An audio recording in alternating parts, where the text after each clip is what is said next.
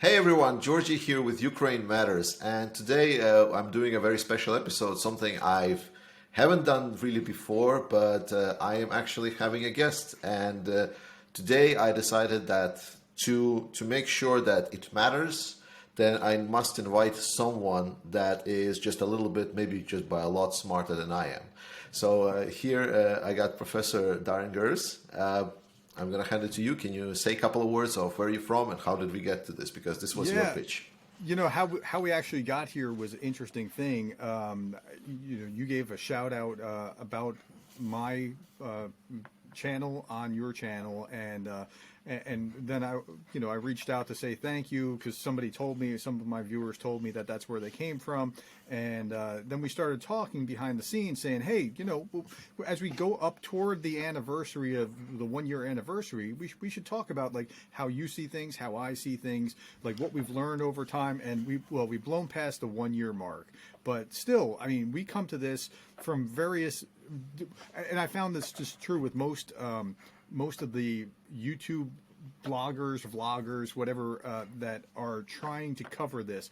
We've all been doing other things, and then we just got real focused on Ukraine right away. And like, what brought you there? What brought me there? Let's just talk about that and what we've learned.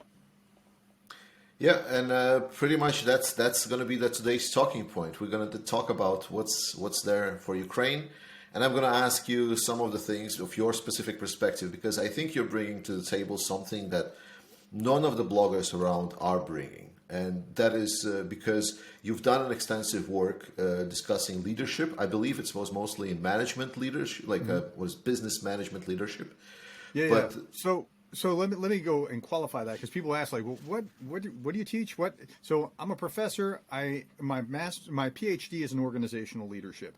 Now, organizational leadership tends to be interdisciplinary, right? So it spans multiple boundaries. We tend to be housed in business departments just because they don't know where else to put us.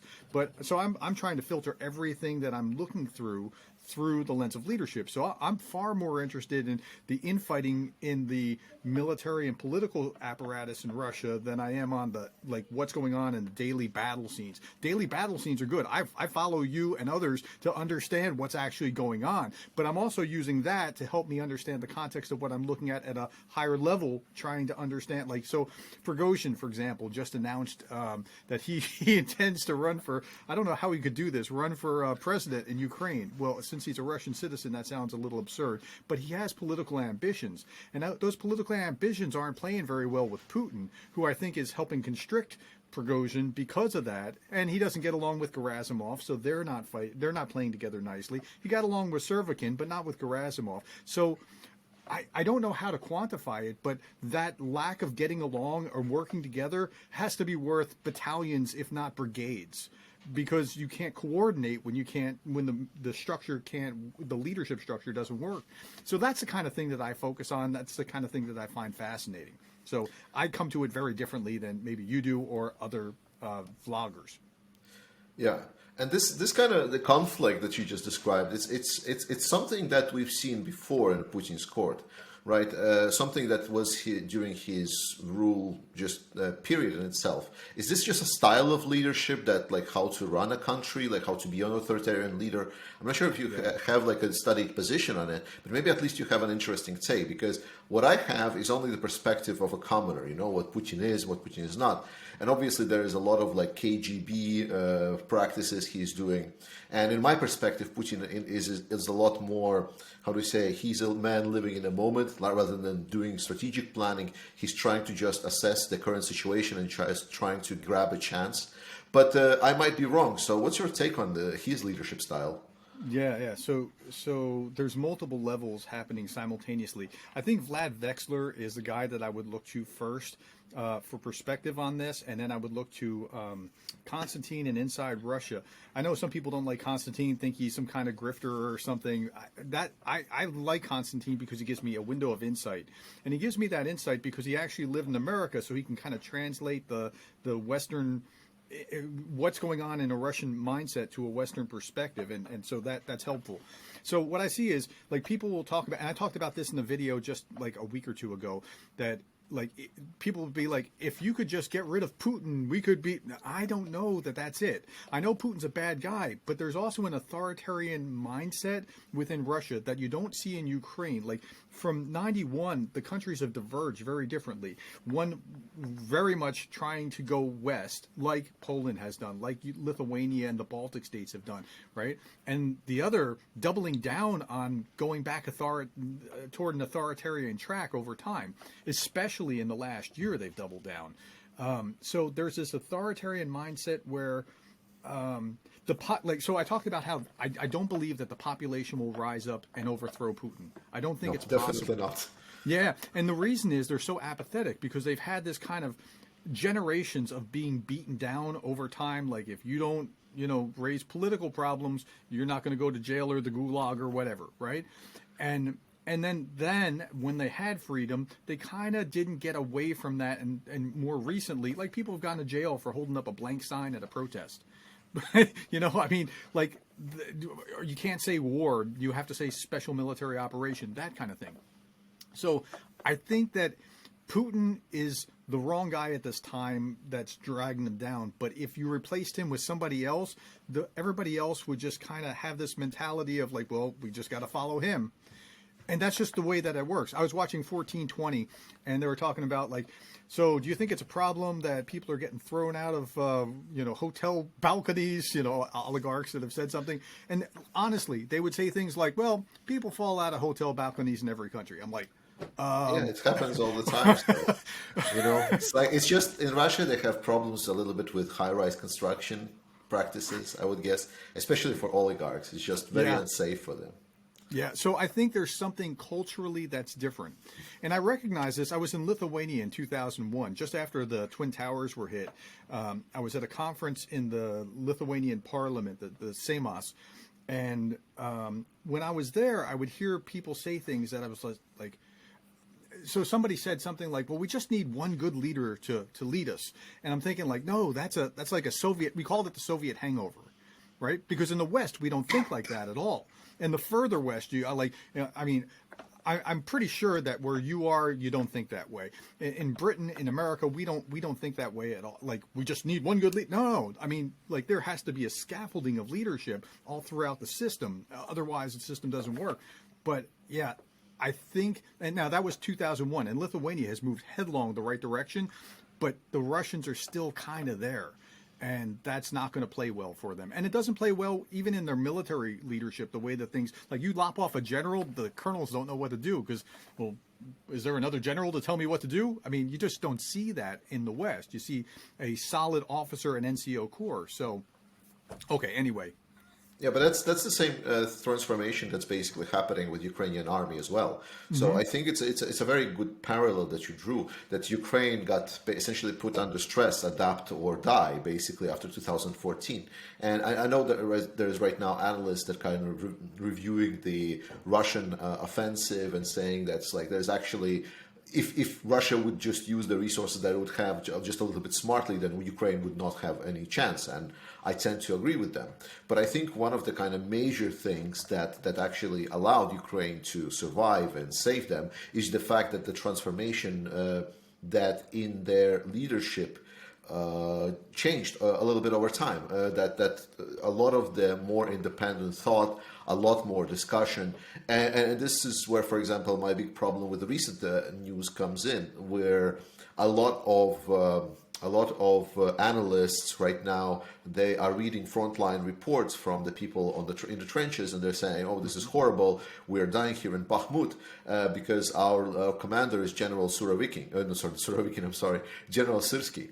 And Syrsky is kind of infamously known in the Ukrainian military because he was the commander in charge during 2014 Debaltseve operation. This is where one of the two kind of big, like Debaltseve and Ilovaisk, where Ukrainians essentially got into the cauldron and got slaughtered. And unfortunately, the parallels are being driven. However, I think, and you can correct me on that, maybe you've noted how leadership in Ukraine has changed, is that what I'm hearing is that decisions are not being made as in 2014. It's not just one commander that is having his part, his region, and then he's responsible for everything. That the whole command chain and structure has been changed over time, and now it's a lot more discussed, more independent on the places, and also something that they come together with. I don't know, bounce back critique and whatnot.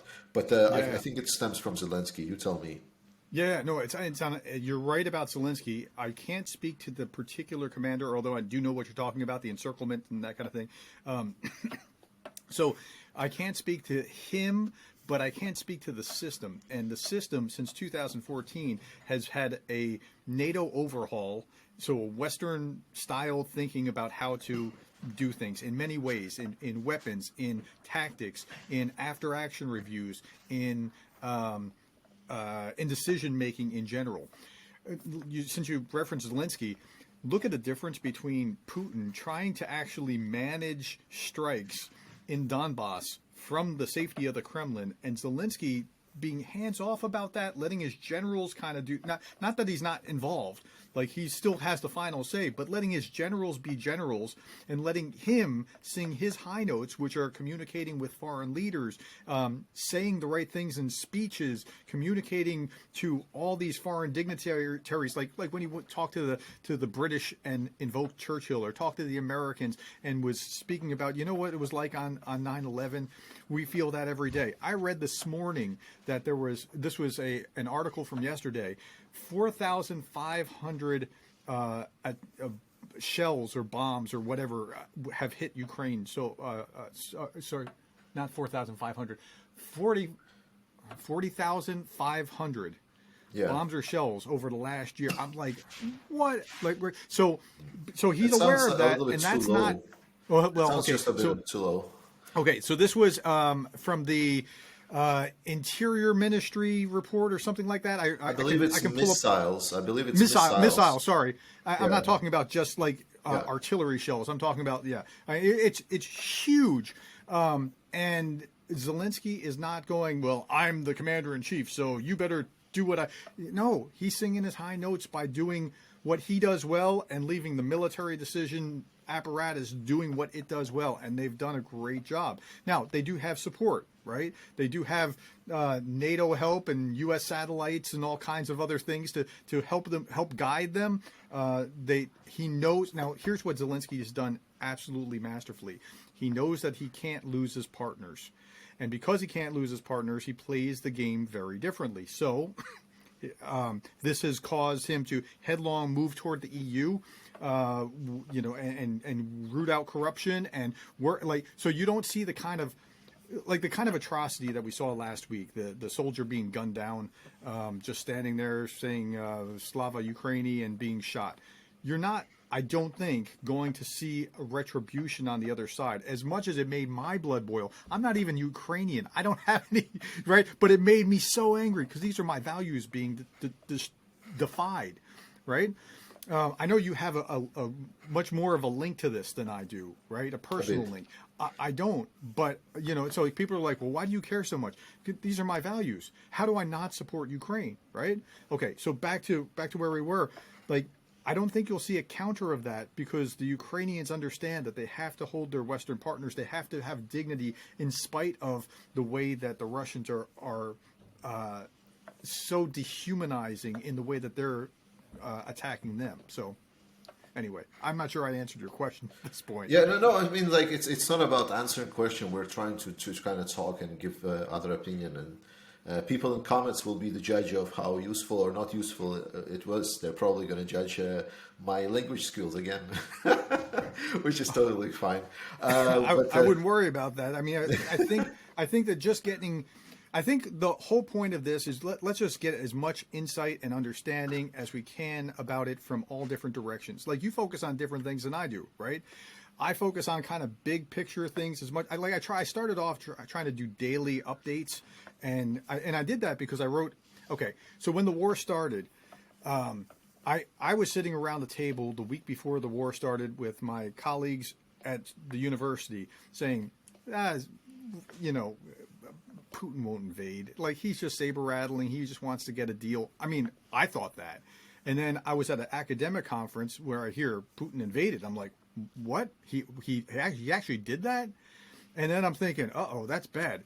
Then I hear Zelenskyy say the "I need ammunition, not a ride" line. And I think, whoa, who is this guy? I need to know everything that I can about this guy. And in 3 weeks, I wrote a Kindle book about Zelenskyy's background, and then I updated it for the next 4 months, like daily updated it for the next on Kindle for the next 4 months. And then at a certain point, I said, like, this isn't having the impact that I want it to have by itself.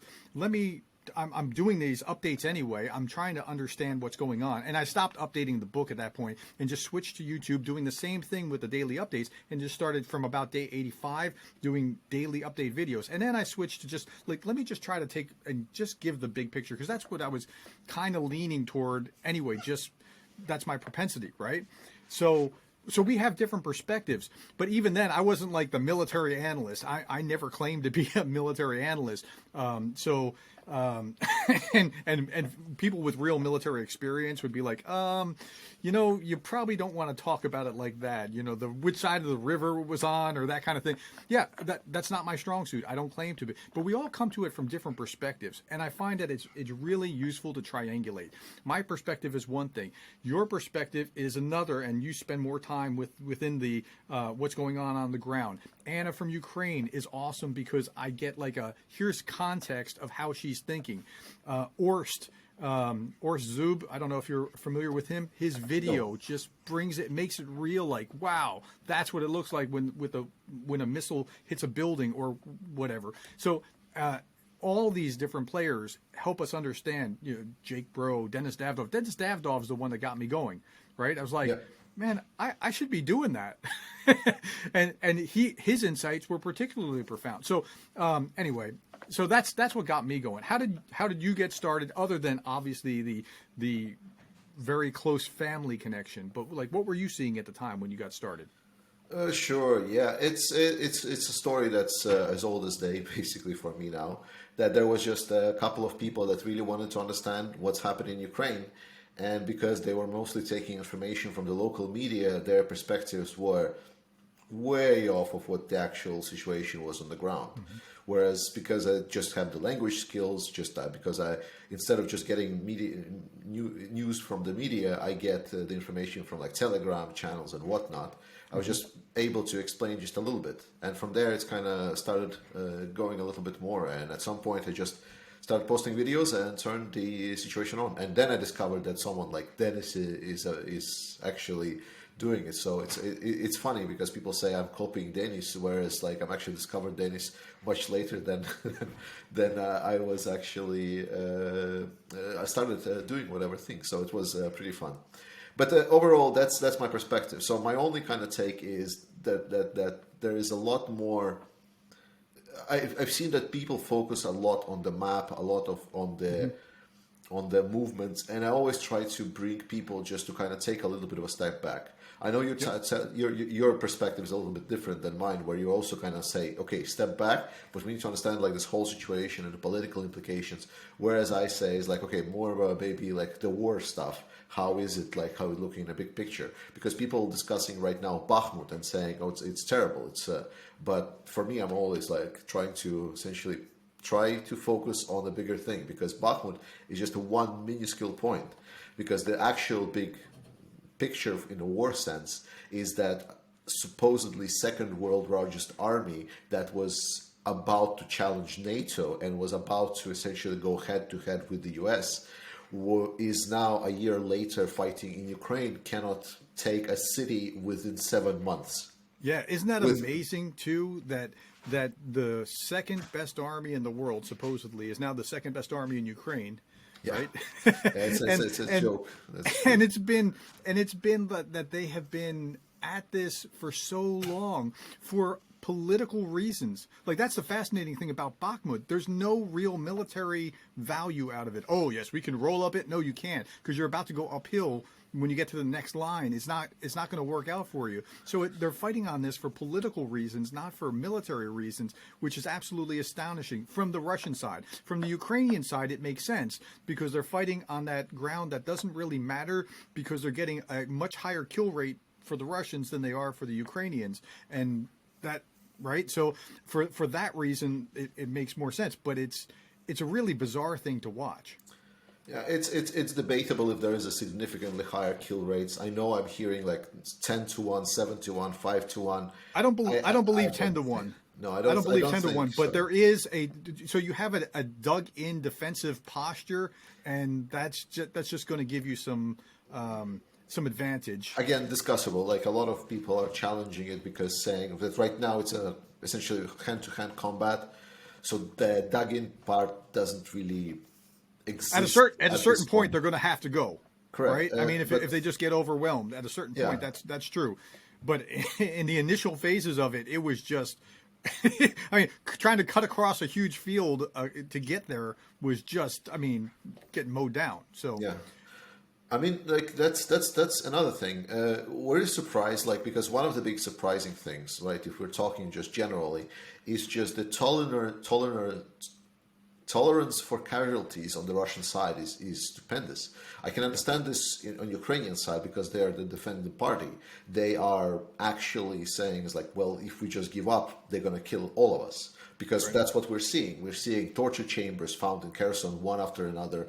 We're finding like basements where people essentially torture, saying like, do you know anyone that was participating in the armed forces of Ukraine? Because apparently if it's an armed forces, then it's automatically Nazis, probably also mosquito blood donors or whatnot.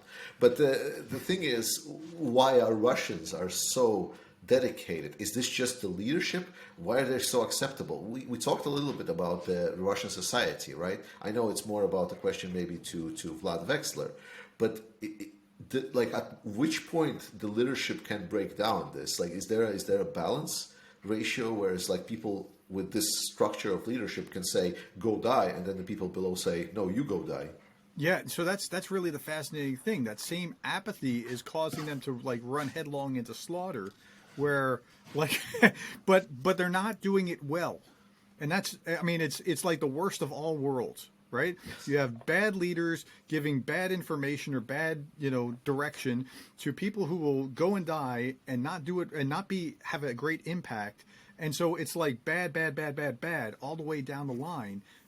Where on the other side, the Ukrainians are highly motivated for all the reasons that you just said. And, Napoleon said the moral is to the physical as 3 is to the 1. The morale is sky high on the Ukrainian side saying, look, we've got to do this. This is an existential fight. So I don't know. I don't think there's the enthusiasm on the other side, but they are constrained by that same apolitical thing that doesn't allow them not to. It's a really bizarre thing. Yeah, I mean, agreed. That's something that I think will be studied for years after this war is over. And I think one of the most important things for me that to talk to you about, also the person that kind of has this oversight from the US perspective, is that a lot of my subscribers, and I'm pretty sure someone in your comments have already been talking about the fact that like if Trump comes, then Ukraine is done. Basically, to put it bluntly. What's your take on it? So let me broaden the discussion away from Trump, and then we'll come back to Trump. Sure. So there is way too much hyperbolic frothing at the mouth from people, especially if they come from the left. I'm a political conservative, right? And people are like, you're conservative and you support Ukraine? Well, do you know any conservatives? Because most of us do. Like that's really the thing.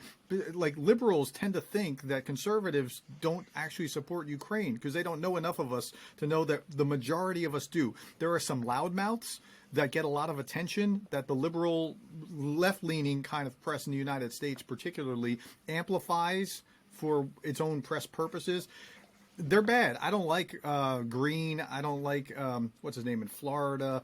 There are a couple people that are just. DeSantis? Was it DeSantis? No, not DeSantis. The Florida congressman that is also with Marjorie Taylor Greene making a lot of waves. There's a handful of them, so Trump obviously is a wild card there. But, Mike Pence was full-throated, his former vice president, who might actually become a contender, full-throated supporter of Ukraine. His former ambassador, Nikki Haley, who is running as well, is full-throated support for Ukraine. DeSantis was somewhere in the middle. He just was a little cautionary. You heard the Speaker of the House say the no blank check thing, but that's a slap at Biden. That's right. So you got to understand, you can separate these things. So here's the thing.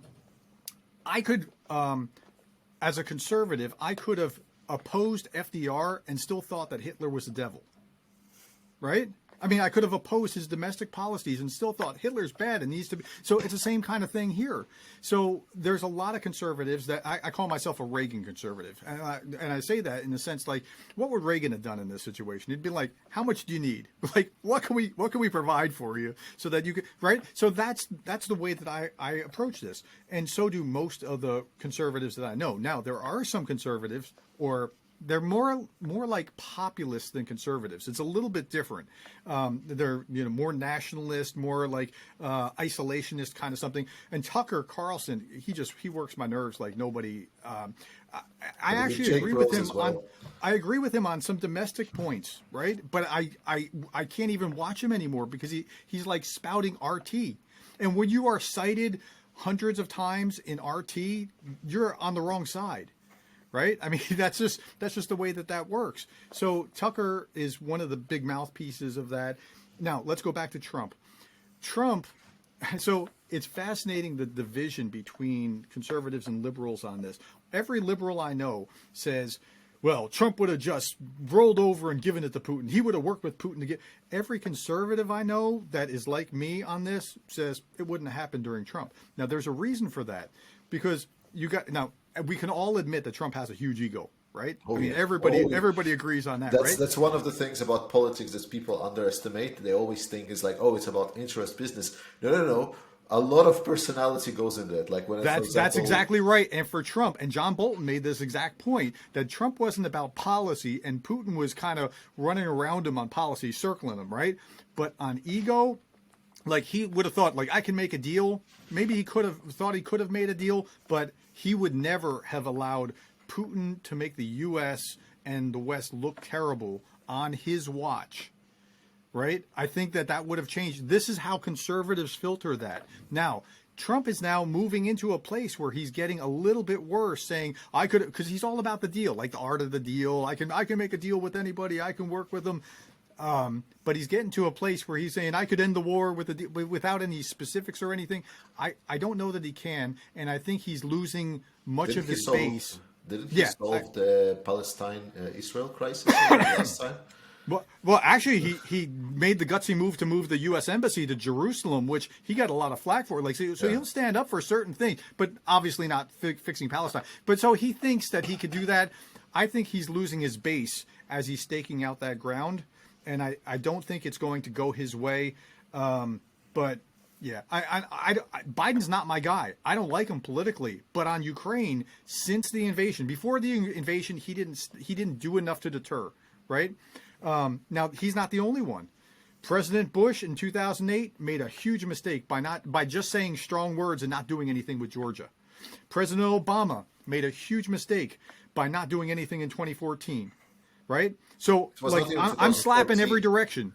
It was not even 2014 with Obama. A lot of the things forget that after Georgia 2008, essentially the invasion, I believe it was it 2012 that when they came to Russia with like a big reboot button. Yeah, the reset button. Yeah, reset button. Obama was worthless with that, right? Bush made a mistake. Obama made mistakes. Trump, nothing happened on his watch, and he touts that. But that's because I think Putin was looking like, hey, he's kind of being my wrecking ball here accidentally. Like, I don't think it was like designed behind the scenes, I'm going to work with Putin. I think it was just, he's a business guy, like, hey, NATO, you're not pulling your fair share. And so if Trump is kind of being a wrecking ball there, Putin was going to let him be a wrecking ball, right? I think that's a legit read of it. So nothing happened with Trump, but it's not just because of, I'm tough. It's because, like, Putin was just taking a wait-and-see attitude. Yeah. With Biden, he smelled extra weakness between January 6th and domestic issues in the United States, right? Afghanistan, the pullout, watching the people fall off the planes, like, the United States not going to do anything. And Biden didn't do enough to deter Like, you have to signal strength to an authoritarian. I mean, that's how bullies operate. Bullies don't pick on the jock football player, right? They pick on the skinny kid in the corner of the, playground that, can't defend himself.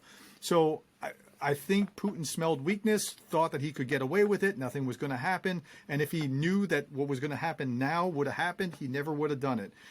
So I give Biden terrible marks before, and then I give him amazingly good marks after. From the point that it happened, he's done almost everything right. He's been a little too slow for my taste, but he's trying to hold a coalition together, trying not to cross over red lines. And the red lines, Putin's honestly deterred Biden more than we've deterred him, right? But he's getting it, right? He's crossing red line after red line after red line. So he's been going the right direction. So, I mean, regardless of my own political instincts, I got to give him props. And so, but that's how I view what's going on. And I think it's a fair view. And I believe that this crosses our red line for today's session, just not to get too long. I thank you so much for participating. I would really hope that we can maybe participate a little bit more. What I propose, like in my channel, I'm interacting with the people on my channel all the time, right?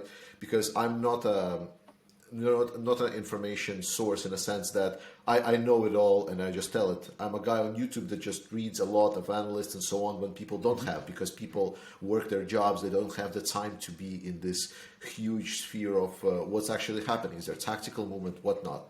So, and I'm interacting a lot with people. So I propose people to essentially write any kind of questions and whatnot, and we do a second round of this at some point. Sure, absolutely. Let's do it. My channel, if you just look up my name, look up dr or YouTube /@dr.gerdes. That's my name. You'll find the channel. There's two. There's an older channel that was all about leadership stuff, and then I pivoted about the time that the Ukraine war started and just went headlong into just Ukraine stuff. And I mean, the kinds of things that I'm explaining here, that's what you'll find. So I'm happy to interact with anyone as well and answer whatever questions. And thank you for your time, Georgie. I really appreciate it. You're always welcome. And I'm Georgie from Ukraine Matters. Thank you so much for watching. Slava Ukraini, and I'll see you guys next time.